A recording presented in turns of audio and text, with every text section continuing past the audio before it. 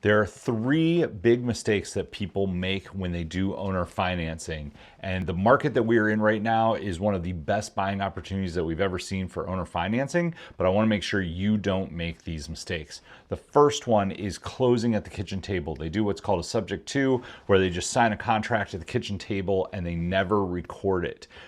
2 to 3 years from now, that seller could come back and take that property back. It could also lead to a big legal mess. Instead, use what is called a wraparound mortgage and close it at a title company or using a closing attorney, depending on the state that you're in.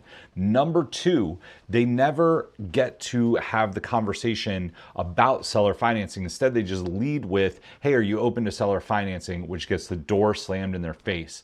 I had to go through learning this. I used to have 30 conversations to get a deal. Once I learned the right way to do it, I started landing 1 out of 3, 1 out of 4, maybe 1 out of 5 deals. So you never start by asking the seller, would you be open to owner financing? Instead, you find out what their situation is. You find out what their needs are. And then step number 3, you have to figure out what their mortgage payment is. And you don't do that by directly asking them what their mortgage payment is. Instead, you want to start with softball questions. Ask them, why haven't you listed with a realtor? Why haven't you, have you thought about renting it? You want to get that information.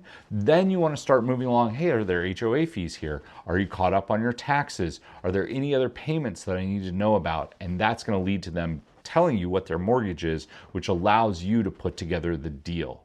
These are the 3 biggest mistakes. I want to make sure that you don't make them so that you can start making more seller finance offerings, because that's the best way to grow your real estate portfolio right now in this current market.